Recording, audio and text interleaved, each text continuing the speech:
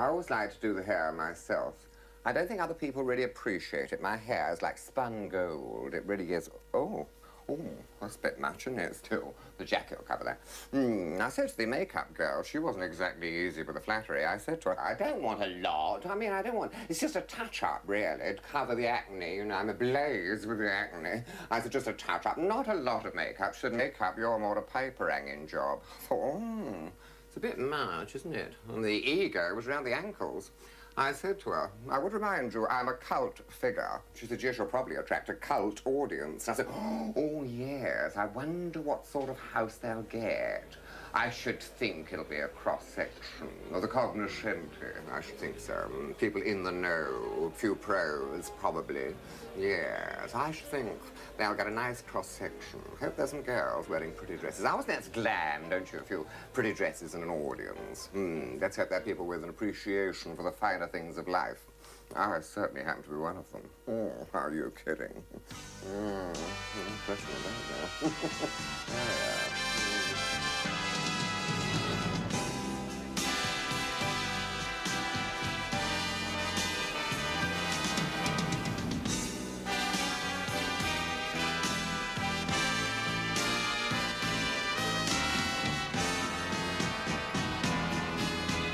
Ladies and gentlemen, Mr. Kenneth Williams.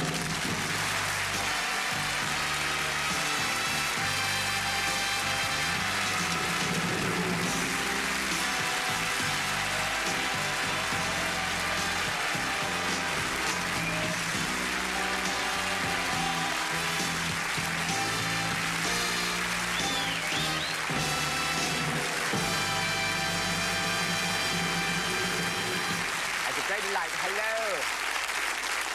Lovely to see you all. May I say what an honor it is for you to have me here tonight.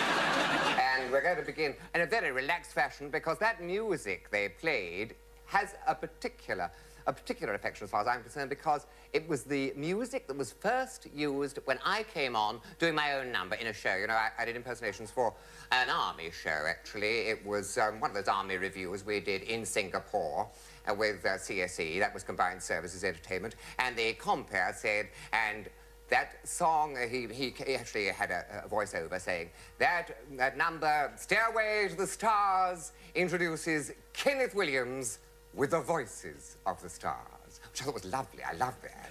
and then I came on and did these impersonations, you see. My impersonations were Mabel Constantinos and Felix Aylmer. And Stanley Baxter said, nobody's ever heard of him. A ludicrous way to open a show. And so I did it, I sort of leavened it by putting Winston Churchill in the middle. So I started off saying I was doing Mabel Constantinos, my impression of Mabel Constantinos. Oh, hello, I came ashore in my bushette, and they said, are you one of Wingate's boys? I said, no, I'm one of Colgate's girls, and here's the teeth to prove it. And then I followed that up with this Churchill saying, we shall fight, we're on the beaches. We're on the landing ground, in the air, where we shall never surrender. Which I thought was quite good. And then I finished up, you see, with this one, Felix Aylmer, saying, my impression of Felix Aylmer, it was long ago remarked by an infant divine, yet all the public know of a man is his reputation. Yes, to his character, God alone can know this. And they didn't understand it at all. And they said, doing quite the wrong things for troops. Quite the wrong things for the troops, they said, you see. I mean, they were all doing different kinds of acts. Peter Nichols was doing a thing. He came on as a sort of convict. Is Peter Nichols here? Peter Nichols? Oh, there he is. I bet you don't remember. Do you remember, Peter, that number you did? It was called Condemned to Die. Yes. He came on, you won't remember the lines. Don't remember any of the lines, do you? No, I'll do them for you. He came on, he had this I knew their lines, I could have understood it. Okay, he had a convict's uniform with all these arrows on it, and it was called Condemned to Die. They will lead me out in the cold grey dawn, and I shall see the rope swinging backwards and forwards. That was it, wasn't it? Yes, and I shall see the I shall think of my old grandmother swinging backwards and forwards in her rocking chair on A deck. I never understood that, A deck. Something to do with troop ships, wasn't it? Yes, it was. Yeah, that's right. And he said she had a long nose, like the Malay Peninsula. And there was a wart at Singapore. She had long hair on that wart. It used to crack like a whip every time she sneezed. I remember one day she took an extra pinch of snuff and knitted herself a balaclava helmet. I remember that very well. And Stanley Baxter was doing a sort of kilted Scot, and I had, at one point, to do a patter act with him. And he had these lines. He was a Scots kilt. For some reason, he always did it in North Country. I don't know why, but he said, you know, in Egypt, they're so honest. You know, Cairo, as you're going on the left, there's a lamppost. And I had to say, yes, of course. Of course. He said, well, on that lamppost in 1940, I hung a watch. And when I went back in 1941, it was still there. And I had to say, what? The watch? And his line was, no, the lamppost. And on the night, I said, what, the lamppost? If looks could kill.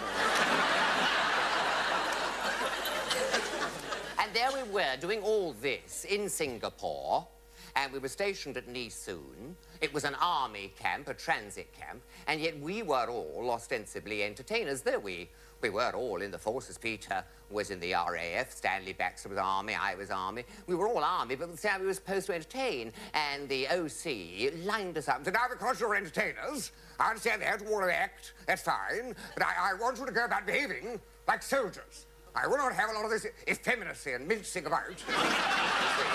And you could hear in the back row, get the madam. Quiet! Don't try that on with me. I was with Ivan Novello. You can't teach me anything. I know about the prose. Heaven knows what he did with Ivan Novello. And there was all this anger about any kind of effeminacy, and our opening number in the review was, we all had to come on, you see, singing, we're boys of the service, we're at your service, entertaining you. One of those sort of openings, you see. And he watched this, and they're dreadful. Boys of the service, dreadful, it's too effeminate. And all those sibilants, boys of the service, terrible. No, let's make it men. Men of the service. I'll go back off and come on again and sing men. So we all came back on. We're men of the service.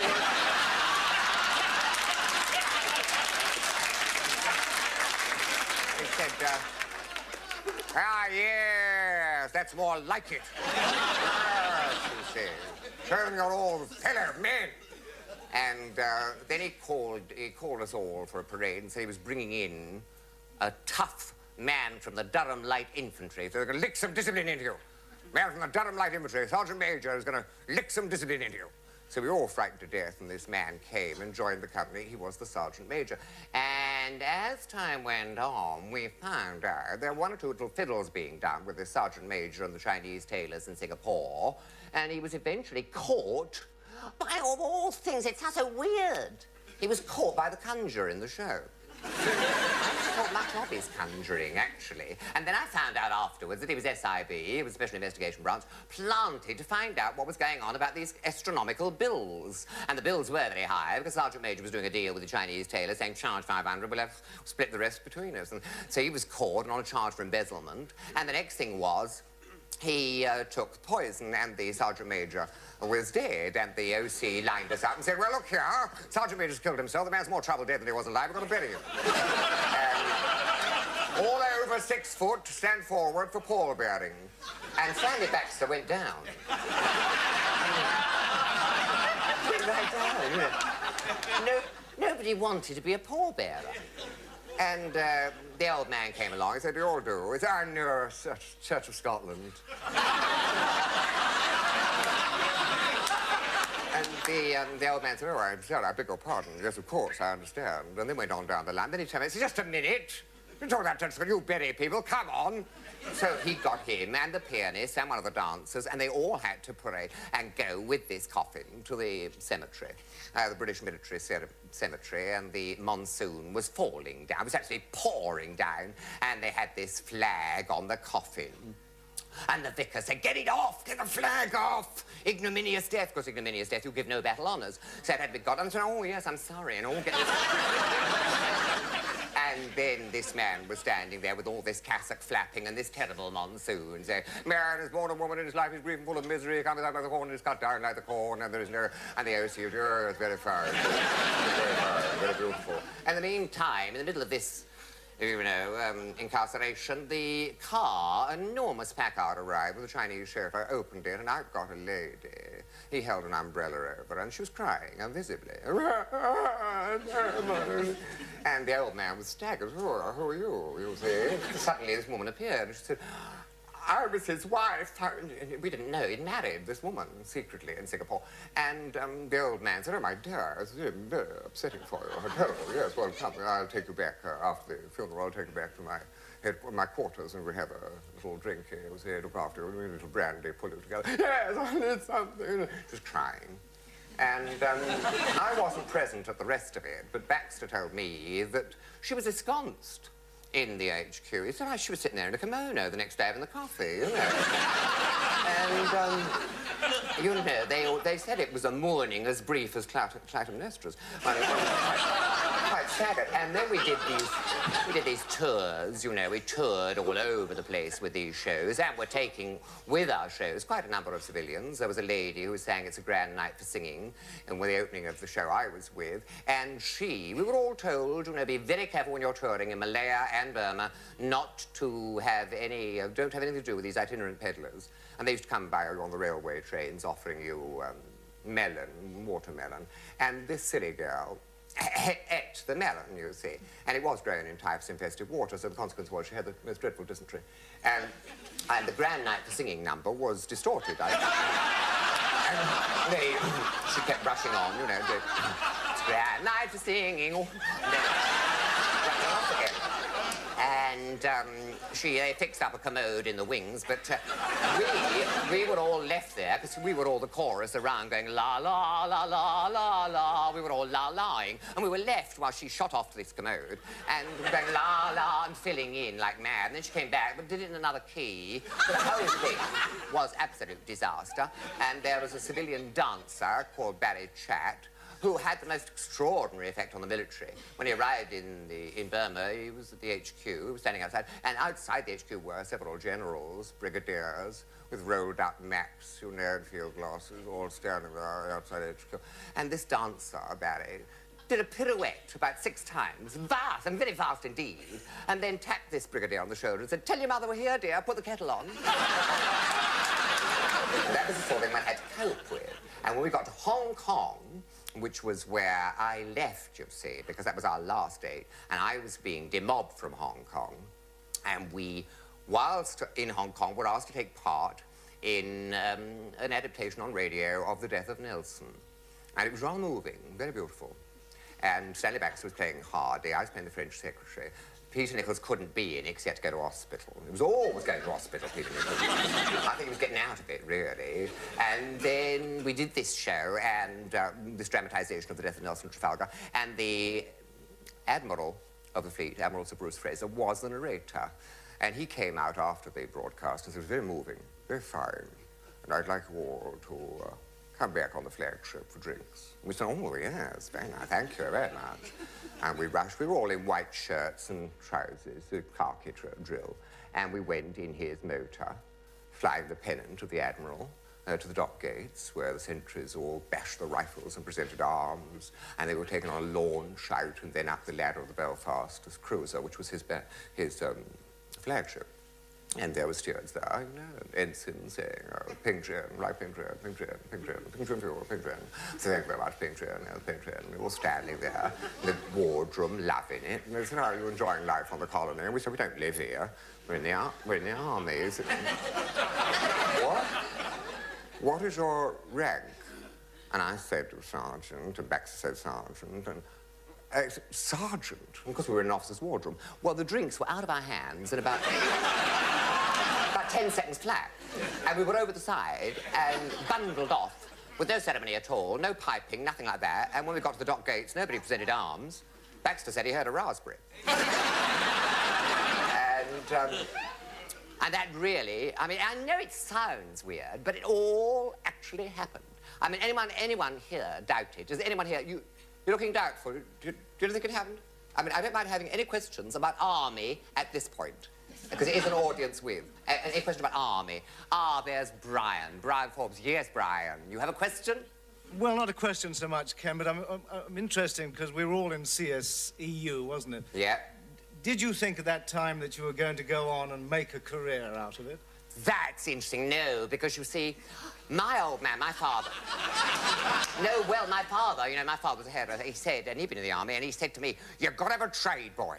It's no good going, because I said, I wouldn't mind doing a bit. Acting is rubbish. All the women are tarts, the blokes are puffs. You'll never make any money, because it's too hazardous. You've got to have a trade, boy. You must have a trade. It was all dingy. You've got to have a trade. So, of course, I'd been a trained draftsman. That's how I got into the army. I was in the REs as a draftsman, you see. So that really does answer your question. I had no idea at that point I was really doing it in the army, because I thought, well, it's a good way out of square bashing and all that awful, you know, drilling and rushing with bayonets and going, ah, and screaming. I could never do it. I could never do it. And, oh, sorry. Yes, so when it came to going home, they all went to Singapore, but I stayed on the boat and went to England. It was the Devonshire, that was the name of the troop ship. And on the Devonshire, when all the rest of the crowd had left, I organised entertainments, because the OC troop said, you're COC, you can get together with what talent there is on board and organise entertainment. I'll put a notice up so you get a volunteer. And among the volunteers was a boy called Durant, Ted Durant. And I worked with him much, much later at Coliseum. And a pantomime with Tommy Steele, Cinderella. And a lovely boy. And he was a trained clown from Bertram Mills Circus. I'm brilliant at falling and a marvellous clown with a great, you know, red nose stuck on. And he used to do wonderful tumbles all over the place. And we were performing, you know, the Bay of Biscay. The ship was all over the place. And we were doing 3 shows a day on this promenade deck. You could hardly hear any clapping because it was so cold, the troops, and they wore gloves. And so it was all terribly muffled, you know. And we did these sketches in a sort of review, and he played in one of these sketches a part of a Russian. He was covered in fur, and every time he entered, we had somebody throwing a lot of paper of snow over him. And there on the set was this old lady with one of the nurses on board. We got her to play it. She was an old lady, and she was in this chair, you'll see, and she was covered in white makeup and looked terribly ill. She was supposed to. And she sat there looking terribly ill. And he kept coming on saying, Mother, come away to the hills. There is Puishnov, Krakow, and Marakov. They will save you. Come away to the hills, Mother, before it is too late. Come away to the hills. And she said, I cannot, my son. I am too ill. And then there was a great chorus singing the Volga Boatman. All backstage, oh. And then he came back on and said, Mother, come to the hills. There is Puishnov, Krishnov, Trakov, and all these offs went on. And she said, no, my son, I cannot. I am too ill. And he rushed off again, and the chorus went, oh. And they all sang, you see, very fervently. And then he shot on for the last time. Mother, come to the hills. There is Puishnov, Krakow, Mirikov, Farakov. Come to the hills before it is too late. No, my son, I cannot. I am too ill. At which point I came on and wheeled her off, saying, we'll have to discontinue. This woman's obviously far too ill.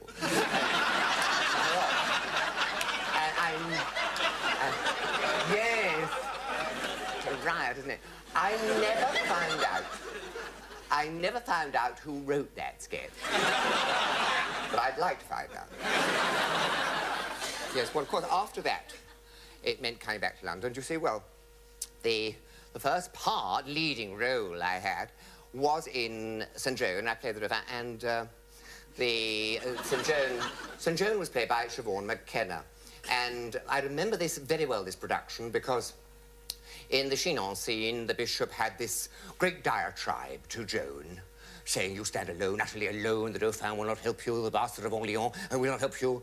He told you, you stand utterly alone with your own impiety, your own arrogance, your own self-willed pride. And she had this speech afterwards, very moving, about, if I go through the fire, I will go through it to their hearts forever and ever, so God be with me. And the whole thing depended on the furor that was aroused by this great, you stand alone, utterly alone, with your own ignorance, your own impiety, your own arrogance. And on this particular night, this old boy playing this bishop, covered in cloth of gold and the mitre and this great crook, he forgot everything. I mean, he said, You're on your own, you are. Yes, well, you stand, the goal told you, you stand on, you're on your own, and, oh dear, what is it? And he went to the prompt corner. What is it? What is the line? She got the, thank you, dear. You stand with your learning party, your own arrogance, so thank you very much, it's very kind of you. And they said to the house, I'm sorry about this, it was a very difficult play. Very difficult play. So, just bear with us, you see, a very difficult play. And meanwhile, Siobhan was standing, and she was starting to laugh, you see. And it ruined the scene as far as she was concerned, because then her bit about if I go through the fire was all for her lost, and she came off furiously. I'm going to see him. I'm going off to his room. I'm going to have it out. I'm going to have it out with him, you see. And she was really very angry. And she was going to go up to see him. And Frank Lloyd, this old boy, he was all in this cloth of gold. It was boiling hot. And he was relaxed, you know. He always relaxed in the dressing room with all this gold up. And this night, it was boiling hot. And he used to put the legs up, you see. And yes, I'm afraid there wasn't any underwear. And she went in there full of anger and came out quite quickly. And I said to her on the stairs, do you have it out with him? She said, I had it out already, himself. And then she always made me laugh because she took me to an Irish restaurant she loved out, and this boy gave us drinks first, and then we went upstairs to eat, and he came to the table to take the order, and seeing that he was doing 2 jobs, she said, Siobhan, oh, are you doubling? And he said, no, Tipperary. That was terribly funny. And then after that, do you see, because Orson Welles had been to this play and seen it, I mean, quite impressed by me because of he said, the contradistinction between 2 characters. I played, you know, the Dauphin as very young, and when he becomes the king, as very old. I went very old. Slightly common king, actually. He was quite impressed by it and said, I'm doing a production of Moby Dick. My own adaptation of the Melville novel. I'd like you to be in it. There are lots of parts you can play. I said, oh, yes, I'd love to. So I went into it playing all these different parts. And I had about half a dozen parts, in fact. I was a lookout at one point. I had to keep running up and down saying, she blows a great white spout. This great white spout stuff. It's all about spermaceti whales. It wore me out, you know. I was all rushing back and forth because it was supposed to be the lookout very high, and so I was shouting it very high. Then coming back for this old prophet that had to be the voice of doom and say, Donny Border, to ship accursed, Donny Border. I was worn out with all this great white spout and Donny Border. And Gordon Jackson, I think he's... Yes, I can see him. Gordon Jackson. Do you remember you were playing Ishmael? Yeah, I'll never forget. Yes, at rehearsal, he had to come forward and say, call me Ishmael. Long ago I had a dream. And there was a long speech about sailing the seas. And he came on at rehearsal and said, call me Ishmael. And Orson shouted, if a man answers, hang up. Do you remember? Do you remember? We all laughed. We laughed a lot, didn't we? Yes, we did. And do you remember the night he put the cuts in? Oh, don't mention it. Those cuts. Yeah. I mean, all of a sudden, he put these cuts in. And really, we had no idea. I was playing this carpenter, and I had a long scene with him, which was all about black and white, and he maintained that the Melville lines about black and white were a plea, didn't he, Gordon, for racial toleration. The black and the white. There were all these lines about the black and the white, and I had to say the leg would be made of ivory, the whiteness of white ivory, and the whiteness of brides. And I had to kneel to do this leg. I'll picture a leg for you, Captain Ahab. Yes, I'll make it of ivory, the whiteness of ivory, the whiteness of brides, all in white, the ermine majesty of justice. Oh, the whiteness of the ermine robes. And I was going on and on. And in the middle of it was quite a long scene, in the middle of it, he leaned over and said, get off.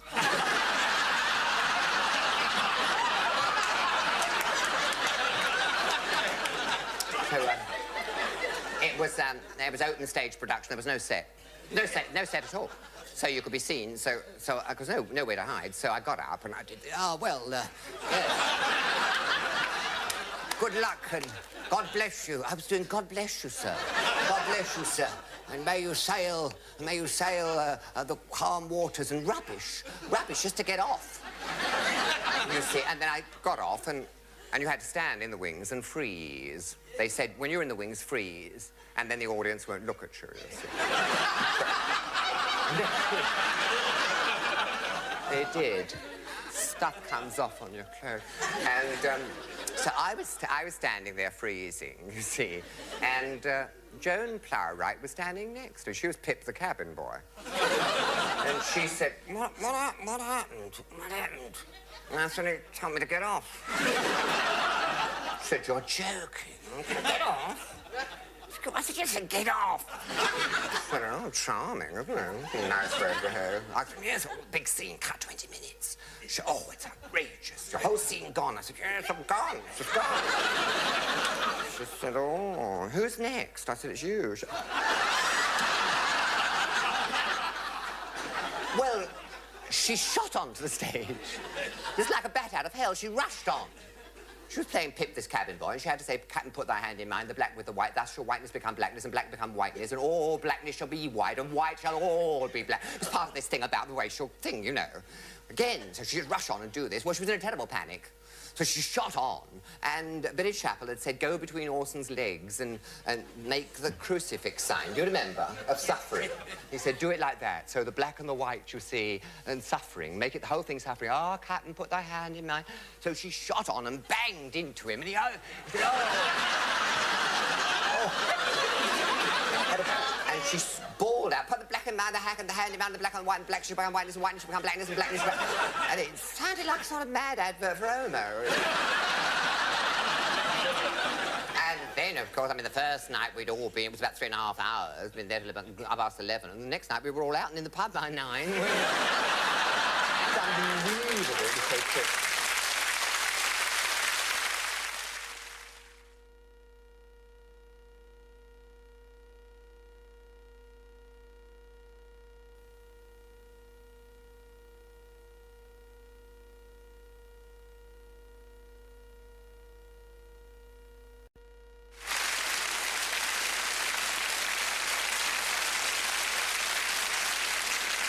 And then after that, Billy Chappell it was, who said, you sing rather well, because I was laughing about in the wings, you know, singing.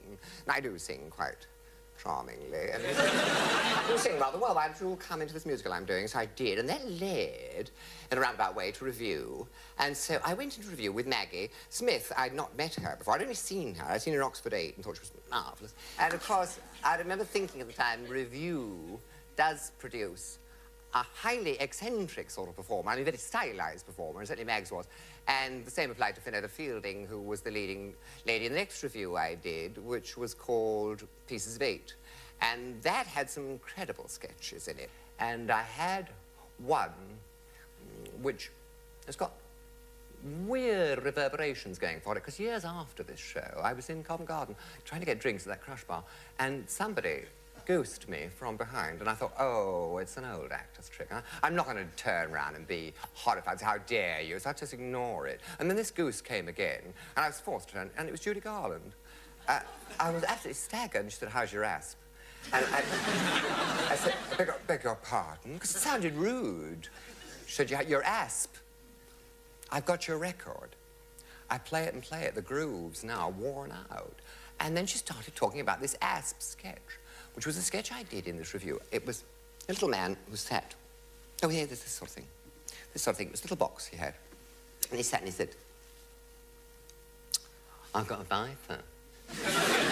I've got a viper in this box. It's not an asp. Oh, no. Some people think it's an asp, but it's not. It's a viper. Oh, yeah, it's not an asp. Cleopatra had an asp, but I don't. I mean, some people think that asps are easier to run, but they're not. Oh, no. And my viper's not easy to run either, my viper. Oh, my viper, oh. It eats like a horse. And the man in the carriage, the railway carriage, said, like a horse, eh? Yes, I like a horse. I could do with a horse, but I couldn't get a horse into a little box like this. I know. It's not a horse box. A viper, yes, but a horse, no. Other people think I've got a fish, but I haven't got a fish in this box. I can get a fish in this box. Fish would need water, and cardboard is not waterproof. Oh, no. I haven't waterproofed cardboard yet. Or if they have, they haven't told me. And he went on and on and on about this asp and this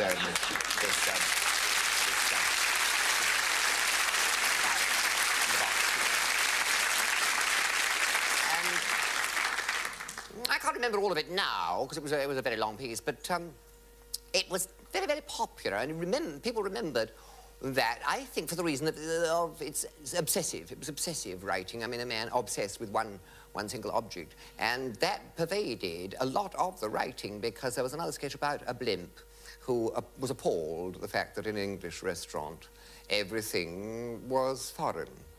And he couldn't stand all this foreign muck.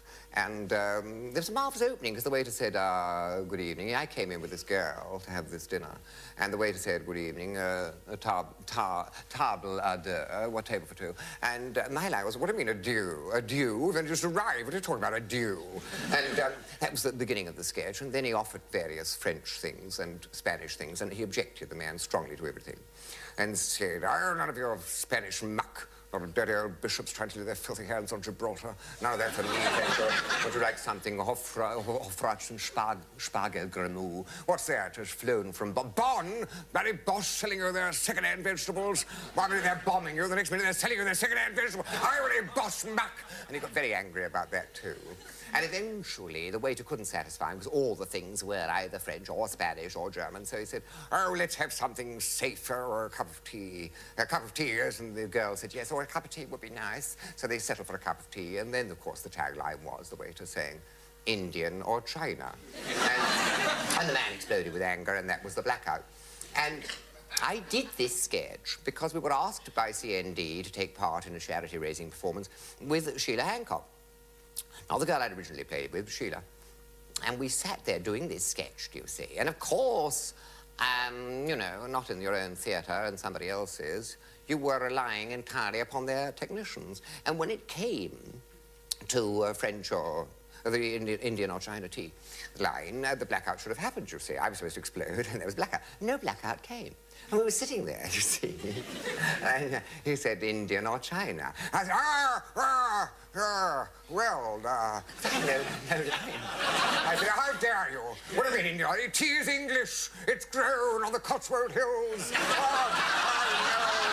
I've seen it growing there. My old grandmother, up there she was, picking it. You remember, I was desperate. I turned to Sheila Hancock. You remember my old grandmother on the hills? She said, oh, silly old cow.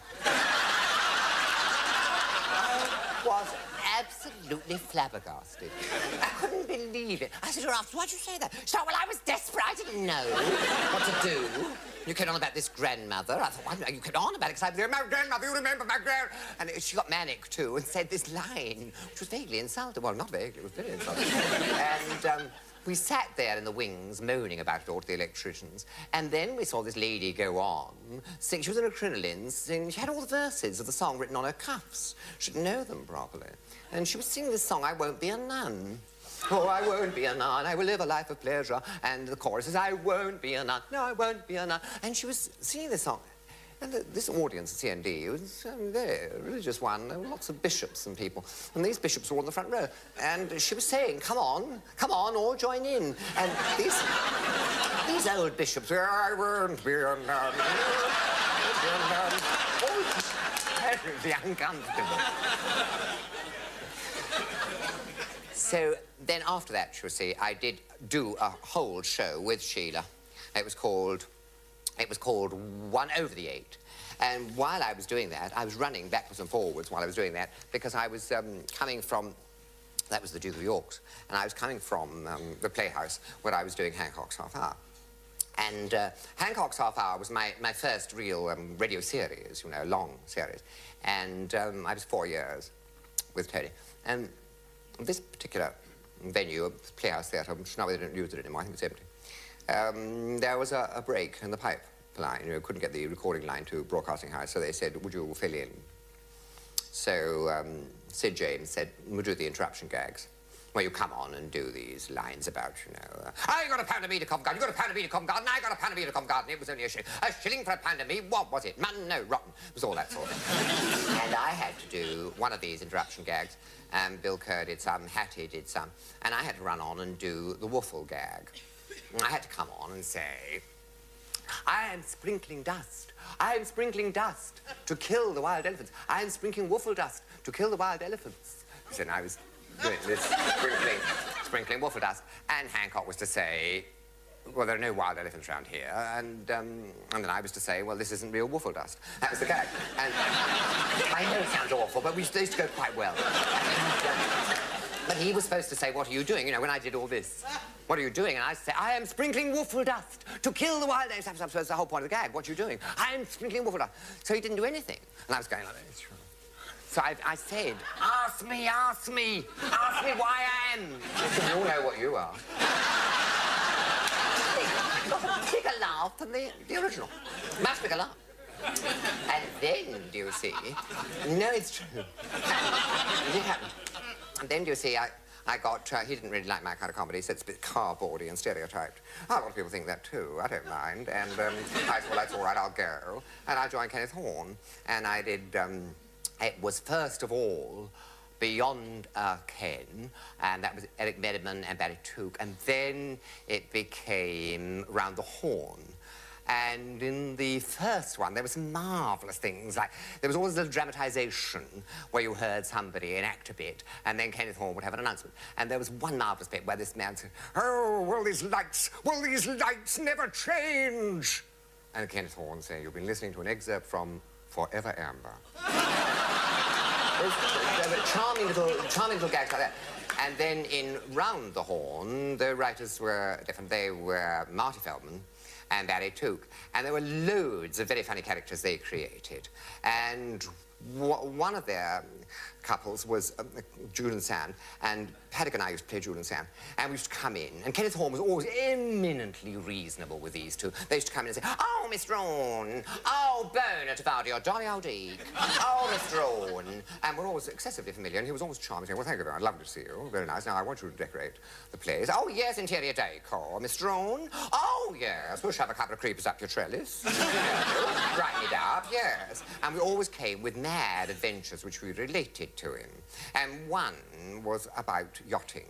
And we said, I went out the yacht, Mr. Rowan. Oh, Mr. Rowan, this great wave came. Oh, terrible great wave, Mr. Rowan. We were washed overboard. I was clinging to the deck, Mr. Rowan, for dear life.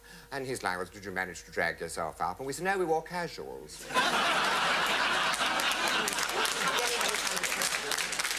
Very funny stuff.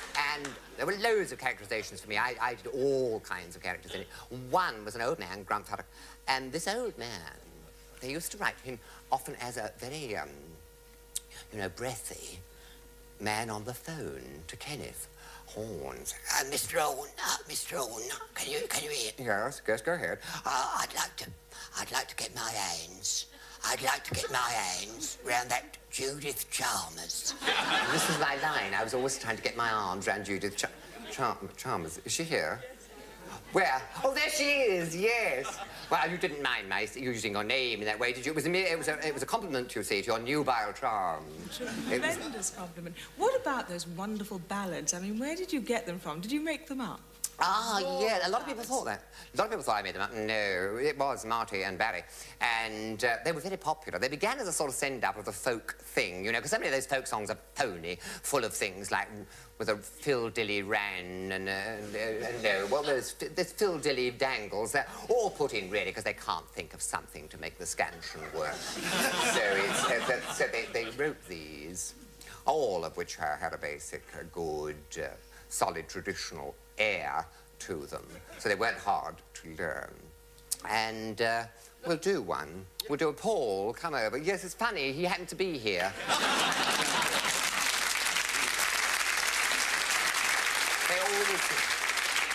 They always had a preamble in front, you know, about, well, my dear ears, I've been dabbling in my gander bag and I've come up with a lugubrious lyric that goes after this fashion. Joe, he was a young court wangler, monging greebles did he go, and he loved a bogler's daughter by the name of Chiswick Flo. Light she was and like a gruffet, and her gander parts were fine, but she sneered at his court wangle as it hung upon the line.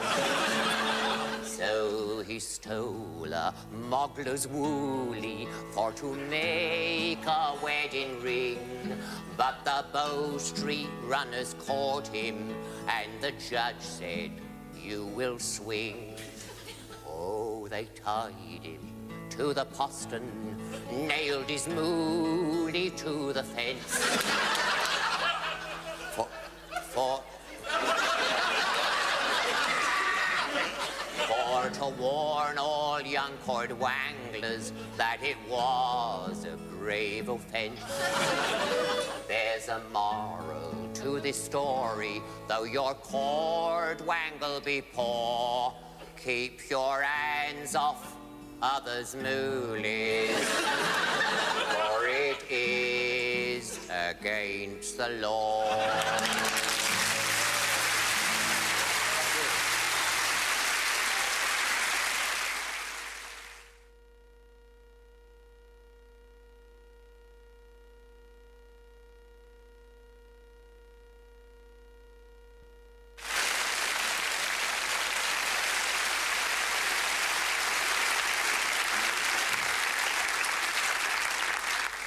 Yes, well, you have to check up on where you've got to, don't you?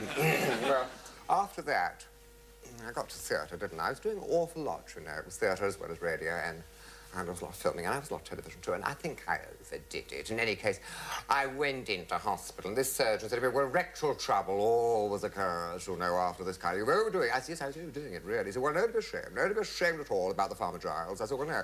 No. I don't like mentioning it, you know. And he said, no, don't worry about the hemorrhoidals. And we all know about the hemorrhoidals. Now, look here, nobody to be ashamed. Napoleon had piles. I said, did he? Yes, but not his horse at Waterloo. Could not mount his horse at Waterloo. And that is the sort of a fact. He couldn't. I said, it's funny you should mention that. And I played it. I did. I played Napoleon in the Annoway production on television of Napoleon. I know it sounds balmy, but I did. So I said to the producer, what made you choose me? It's unusual casting me as Napoleon. And he said, well, I couldn't think who to get. And they said, when in doubt, get someone funny. I thought, exactly, a commendazione. And it was the Napoleon of the 100 Days after Elba, prior to St. Helena. Helena, isn't it? St. Helena, yes. And I told the surgeon I wore this huge stomach because they said, you know, by this time he had carcinoma of the stomach, so you must wear this great pad. They gave me a little cotton wool down the front, so this stomach was right out, you see, while I was playing it. And it wasn't properly fixed, and during the performance, it was live. It was live, it wasn't pre-filmed. It was live television on BBC Two, and in the middle of it all, this cotton wool went round and round and round until in the end, I'd started with a huge stomach, and I ended up with a vast... And they wouldn't redo it. They said, oh, no, nobody will notice. We're cutting to about there, nobody will notice. And it went through all right. So anyway, I had this operation. And then went into another show. By this time, I'd left frivolous theatre, and I was doing straight work. I was in, again with Maggie, Private Ear and Public Eye by Peter Schaffer. And the surgeon had said to me, you know, never be at all neglectful, always clean this very thoroughly. And after the show, I was sitting in this dressing room with a sort of plastic pole, and I had this warm water in it, and I lowered myself gingerly onto this pole. And I was sitting there. It was not, the show had finished, and everyone had gone. And I was sitting there with this dressing gown enveloped over this pole, and knocked came at the door, and I said, who is it? And this voice said, Newell. And I thought it was someone in the company larking about. And I said, oh, go away. And it opened, and Coward was standing there. And he said, what on earth are you doing? And I said, ah! And I shot up, and the pole went, you know, for a bird. And the dressing gown was soaked. And he said, what on earth are you doing? And I said, well, you see, I had this operation, you know, it's an operation I had. I was anal trouble, and I had to have an operation. And he said, say no more, my dear, say no more. I know all about the horrors of piles. I discussed it at great length in my book, Present Indicative. You read my book, Present Indicative? I said, I didn't have piles. No, I didn't have piles. No, I had papilli. And he said, papilli? My dear, it's an island in the South Seas.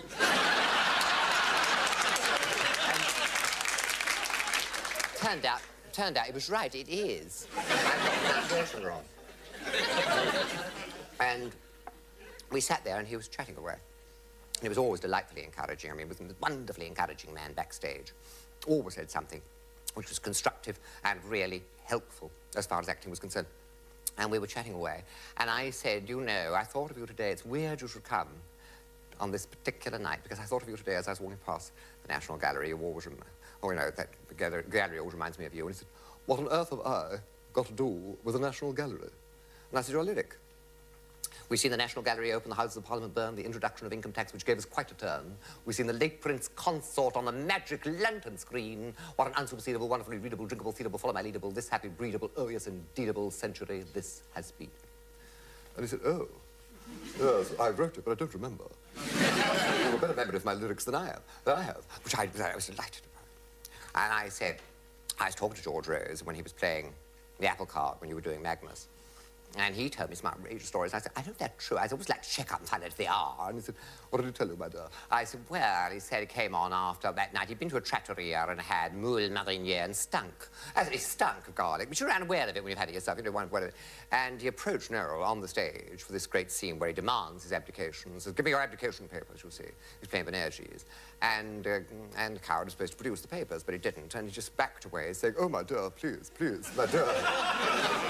Dear, don't breathe out, you're scorching the furniture polish. Actually said, with a full house, though, you know, we only need a loaf of bread and we can all have a meal. And when he told me that, I said, is it true? He said, yes, he said, it was true.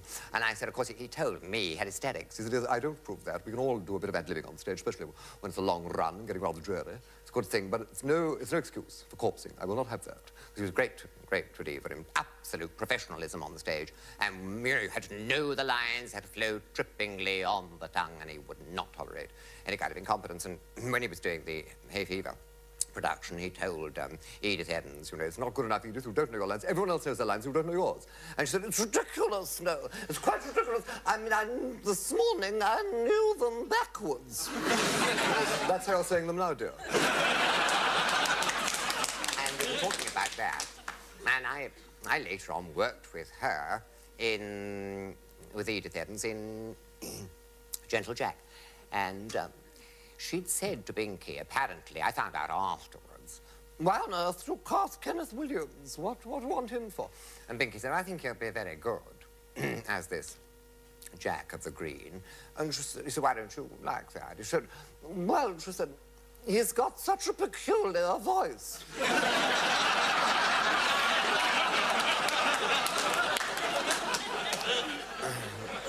I thought, coming from her, it's a bit much. And we started rehearsals, and of course I didn't have a lot to do with her. Whenever I was on, she said, what's he doing? What's he up to? Because I was always behind, putting a leaf on the desk. It was all heavily symbolic. And then we got to Brighton, and I used to pop in to have a chat into the dressing room with her. And she said, why don't they come in? I hear them talking in your room. They all pop into your room. I can hear you. I can hear you right down the corridor. And so I said, yes, well, they don't mind popping into me. They're a bit frightened of you. Something of a myth, you know. Formidable persona, as far as they're concerned. And she said, I'm very ordinary, Kenneth. Really, I'm very ordinary. I sit at home with my white apron on, basting my joint in the oven. I baste with a great wooden, so I baste. Johnny J said, my roast is the finest. My Yorkshire pudding is delicious. He said, don't worry about this Yorkshire pudding. And I said, yes, well, I think people think of it in that light, you see. And then she said, we got a taxi back. We were both at the same hotel. And she said, did you get any notes after the show? I said, well, Binky gave me a couple, yes. She said, did you get any? She said, yes. Yes, he said, Hardy Amy's has designed very regal costumes, Edith. You should look equally regal in them.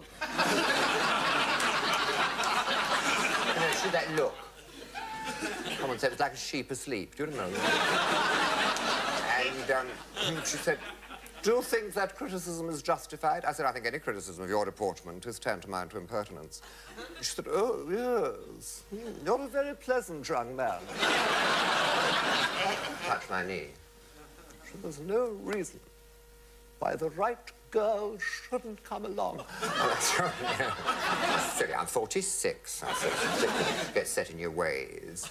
Anyway, let's go into this cold collation. So we went into this hotel where this cold collation was left for us because all the diners had theirs, 7 or 9, but we were at about 11:30. They left one lamp on over one of the tables in the dining room.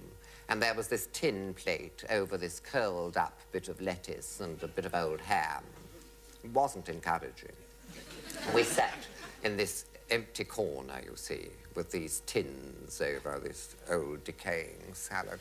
It was very sad, and this old boy that was acting as waiter and concierge at the front desk came in, and he said to her, "Your partner in crime's had a grub." The partner in crime was the advisor. She was a Christian Scientist and had a spiritual advisor with her. Yeah.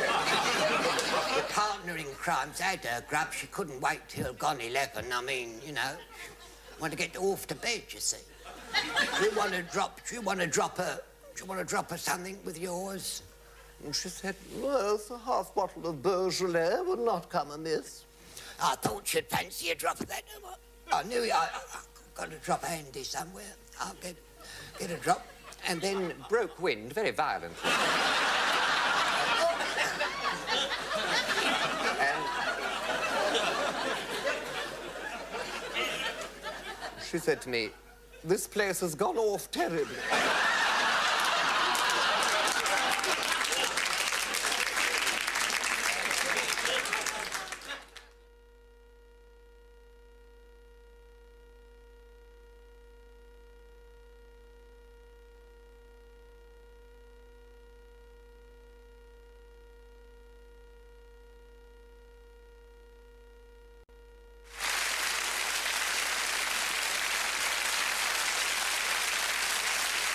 And then, yes, well, after that, well, in between all those things, you know, which are, I mean, mainly theatre, I had been doing films.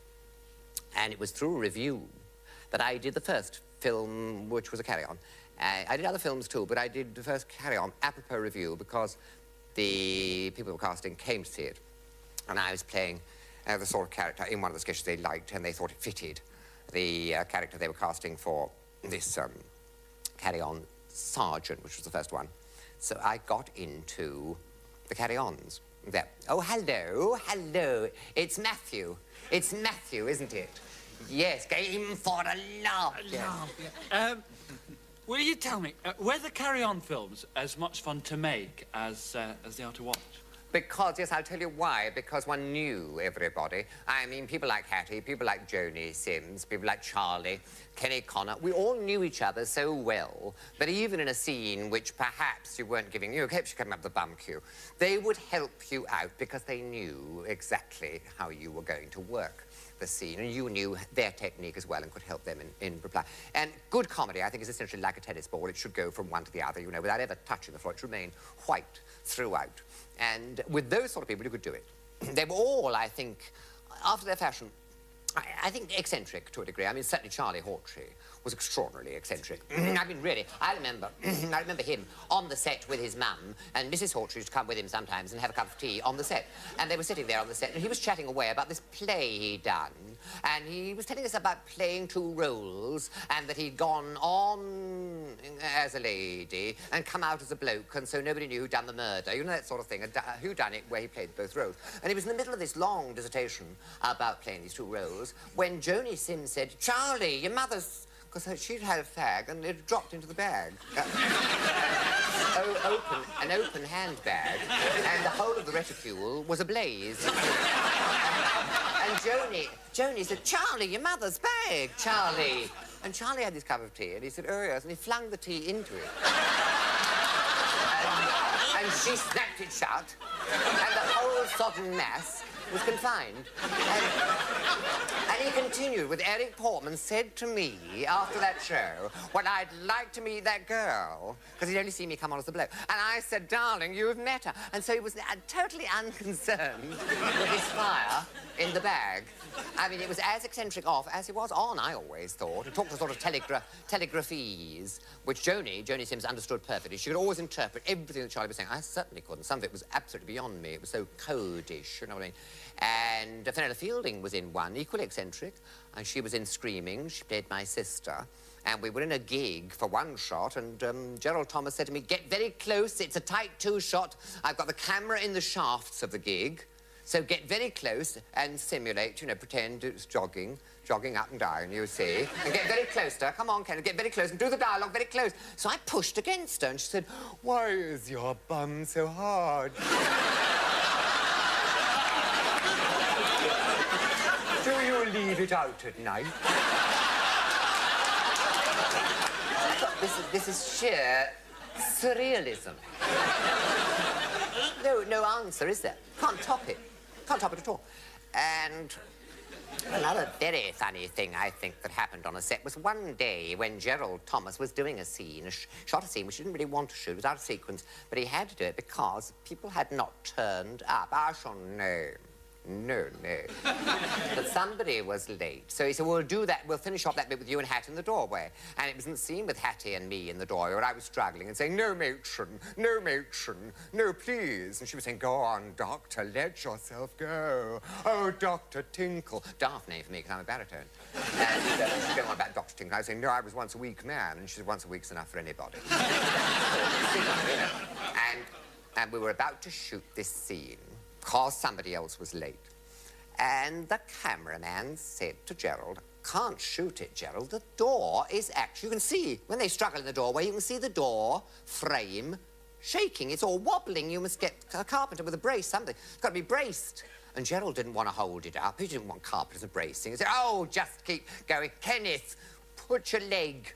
Hold her with one arm, and then with your other hand push the door, and with your leg, brace the door with your leg. You can do it. Push your leg.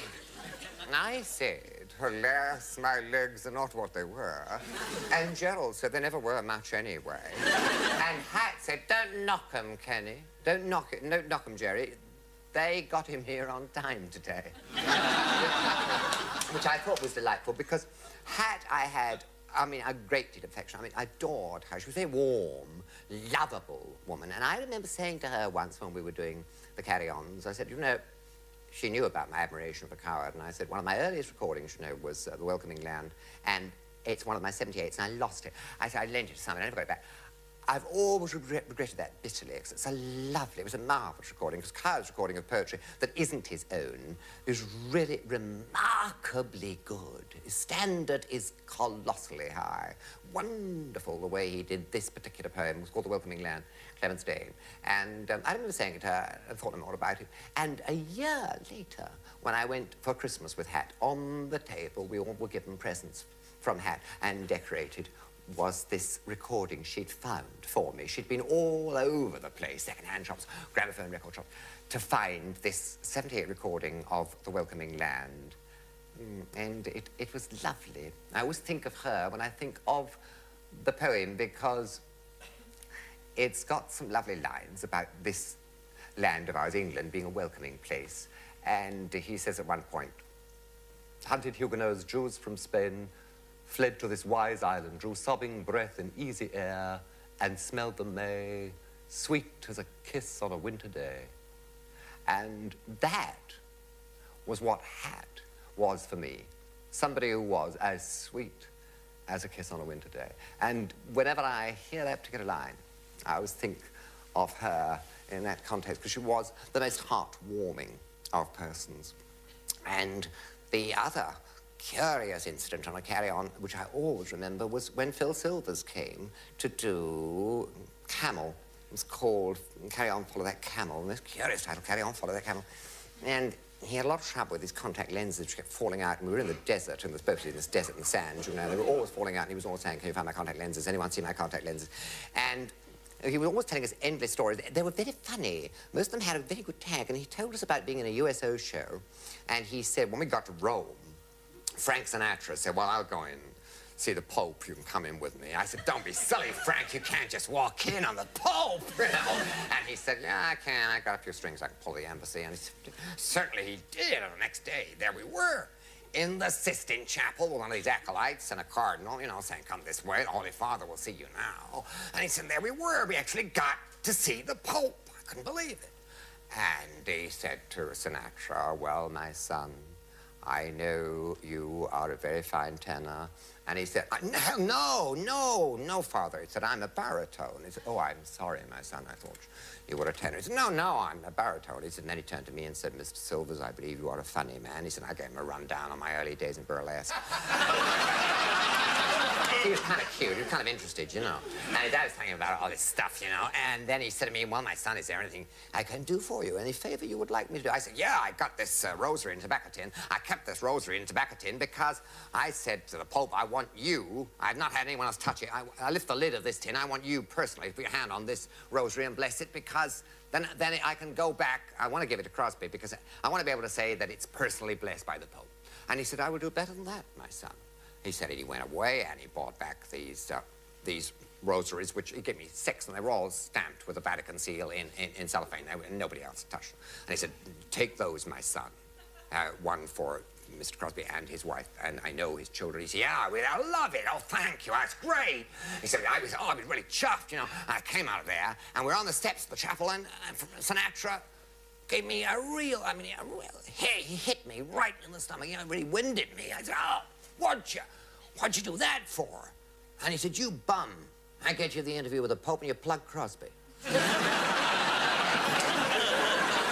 Yeah, oh, yes, a question. Yes. Yes? A recent development in your career has been that you've turned into being an author. Have you enjoyed promoting your first book, Acid Drops? Yes, well, you are rather shoved around. It's worse than touring. It's worse than touring with a play, I think. But I've heard some delightful things. I heard from an authoress who was at one of her signing sessions, and, you know, sometimes the diction isn't that good. And she said this lady said Emma Chiswick, so she put down best wishes to Emma Chiswick. And then this woman said, what's you written in here? And she said, your name, Emma Chiswick. She said, I said, how much is it?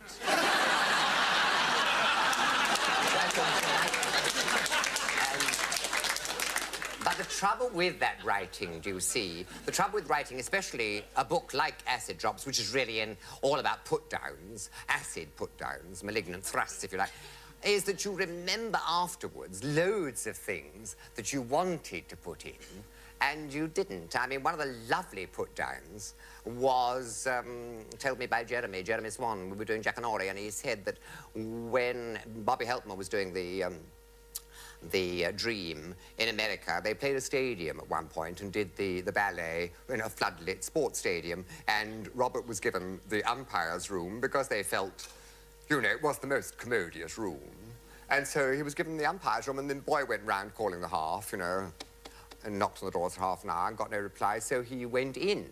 And on a table, Robert Helpman had put a chair, and on top of that chair, he was standing, craning with a mirror and a makeup stick against the one naked light bulb that was hanging from the ceiling. And he said, are you all right up there? Doing this very elaborate eye makeup for Oberon.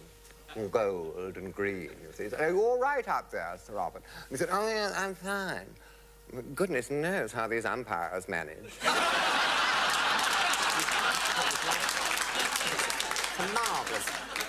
It's a marvellous reply, you know. And it is so essentially theatrical because I think actors are absorbed so often, you know, by their craft, by their profession, and have really got no interest in anything else, you know. Just a minute. Just a minute? I mean, just a minute. Could you tell us about Just a Minute? Because you always seem to win it. Oh, I don't Do you always. cheat? I don't always. No. You cheat. That's what you do. Yes, well, I'm afraid. Yes, I have to answer. I have to answer honestly and truthfully. I have cheated, yes. What I do is sometimes go into German because I think, well, they can't fault me on that, you see, because it doesn't say you've got to speak in English, so I can do a bit of, ich weiß nicht, was soll es bedeuten, dass ich so traurig wie ein Märchen aus alten Zeiten, das kommt mir nicht aus dem Sinn, because I know one or two songs, and I get away with that. Or I do Stanley Unwin. I did Stanley Unwin on it and won on that occasion by saying, positive thoughts trends, rise in the early morning, the wing thoughts of clarity in the mind, low to open that very pretty ancient British sparkles where the wax was fluffy in the eardrobes in order to pass the siren safely with a dangly chandelier, Harry the Acres, Catherine of Arabold, which I think is the Catherine of Arabold, because you feel she's there, don't you? He does these marvellous names. You feel it is the real thing. You know it is the real thing. I always love Stanley Unwin for that. And I've won sometimes on that, but that Parsons, Nicholas Parsons, he says things like, well, I'm not lying there, your diction's appalling. And I said, as good as yours when you got your teeth in. Well, and then he said, disgraceful, really, Kenneth. I couldn't talk like that. And I said, of course you couldn't. You haven't got my vocabulary. Got a laugh. Yeah. That's a great thing. So what else are we up to? I'd like... Oh, is it Ted? Yes, Ted. Ted. Mould, my love, yes. I'd like to know, Kenneth, how somebody as unique as yourself, pungent wit, every other sentence an aphorism, how do you cope with public recognition in your daily life? Yes, a very good question. I mean, it would be wrong to say that I've always got a snappy cash answer. I certainly haven't. On occasions, I've seen somebody carry it off with incredible aplomb. It happened when I was with Stanley Baxter, because he had an open touring car, and so he could see the public, they could see him, but he had the ability to depart very quickly, put his foot on the accelerator and go. And he was about to drive off, when on the pavement, a man went by who saw him and said, here, don't tell me here. No,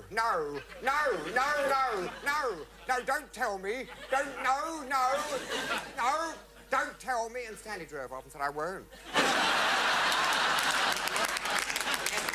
Covered in carbon monoxide or whatever. But that familiarity thing can be very funny. I remember Kenneth Connor telling me he was on set. It was Trio by Somerset Maugham, and Somerset was there, you know, with an incredible dedication in a chair with his name written on it. And they were watching the scene, which was of a dive from an incredible height and very, very suspenseful. And they were all watching the scene. And Somerset Maugham was watching the scene. And this painter with a can and a brush came by and nudged him and said, another winner there, Somerset.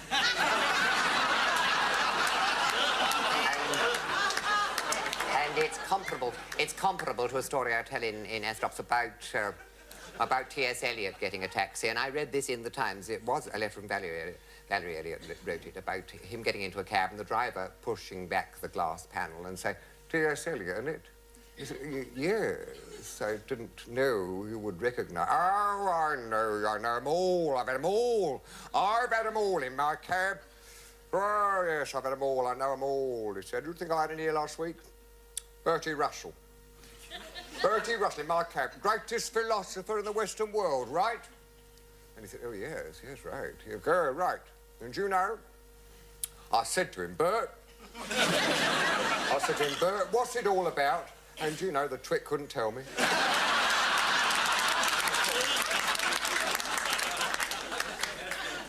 Marvellous. That familiarity thing. That familiarity thing can go, I think, sometimes a bit far, because there was a stagehand on the set, the lady who was notorious for this women's lib, throw away the bra. And he actually said to her, yes, yeah, you look 10 years younger. Yeah, with the breasts hanging, it's taking all the lines out of your face. I think there are occasions when... Yes, there are occasions when it can go too far, Kenneth, aren't there? Please. Yes? Hello, Kenneth. Hello, Henry. It is Henry, my darling. It is, hello. Kenneth, of all the phases and all the styles of humour you've been involved in over the years, in films and radio and television and the stage, what's your favourite? My favourite what? Style of humour. Your favourite style of humour. I see. Well, I think I would go for any kind, really, as long as it is humour. And humour, I think, I think it was Wilde who said there are only three categories. One is relationships, one is situation, and the other is linguistic. I mean, a pun, play on words or whatever. And there always is a joke to illustrate exactly that. And if they're good of their kind, I enjoy them. I enjoy them all if they're good of their kind. I think that's the essential factor. They have to be good of their kind. It's like Wilde, you know, thing about humour. There's nothing in bad taste as long as it's funny. And what I enjoy about situation comedy I enjoy is the one about the sailor coming home and seeing this place transformed with carpet, magnificent carpet everywhere, and he went upstairs with carpet all relaid out there as well, and this great four-poster on which his wife was lying in a very tantalising negligee, and he'd come home, the sailor, unexpectedly, and he was staggered by all this opulence. And by the open window was a man in boxer shorts and a bowler doing press-ups. And he said, who's paid for all this carpet? And he said, and who's bought this four-poster bed you're laying on? He said, and who's brought you the negligee? He said, and who's been sending me £5 a week to Chatham? Said him.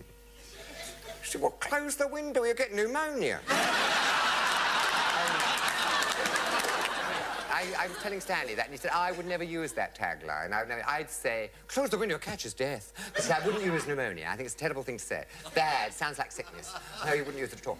And when it comes to relationships, the relationship the one accepts always, when it's confounded, that to me is very funny. There's a relationship one I adore about the doctor saying to the couple who ask him why they can't have children. He says, well, I've really investigated your condition in depth, taken urine samples and blood samples. It's obvious why you're not having children. You, madam, have an excess of sugar, and you, sir, have an excess of albumin. You can't have children, but you can make lovely meringues. It's just the reversal. It's the reversal of identities, because you accept the fact initially that he's supposed to be authoritative, and it turns out not to be authoritative at all. It's just rubbish. But you know, it's like that Edward de Bono thing about the child and the father in the car, and there's an accident, and the father is taken away, and the child is rushed to the hospital, and his father is taken away from the boy, and then he gets to the hospital. And the doctor looks at him and says, my son. And you ask the people you're telling the story to, what is the relationship? And they always say something weird, like, oh, it's a priest calling the child. The doctor is a priest. And they, no. And they don't ever get it, because the simple answer is the doctor is his mother. But it's an extraordinarily interesting story, because it does reveal attitudes and relationships, and we do have fixed attitudes about relationships in our heads. The other thing, the linguistic one, comes under all kinds of categories, you know, puns, and the one I enjoy very much is about this woman at the zoo and this Frenchman who's visiting London Zoo is listening, and the child says, what is that hanging from the elephant? She says, it's his trunk. And he said, no, the other end. She said, it's his tail. And he said, no, not quite the end. And she said, oh, that's nothing. And the Frenchman said, oh, madame, vous êtes très blasée. And that's quite charming. Because that is interesting, because it's a French tag, which, interestingly enough, brings me to something I've wanted to do for a long time. There's a song which I found, which is written in, I mean, apparently, you know, it's all words that are in English, whether it's a liaison, commissionaire, they're all words that are English, but it's put together as a real French song. And the whole thing came to fruition for me when Gordon Jackson, great, I always say great, one of the great musicologists, suggested this charming musical setting. He played it for me, and said this musical setting for the song. And it's introduced, à la Aznavour, which my next song is une chanson d'amour, a song of love. He loves her, and she loves him. But they cannot be married because they are too closely related. They are husband and wife. It's called crêpe Suzette, which is in English is a flaming hot dish. And so is Suzette.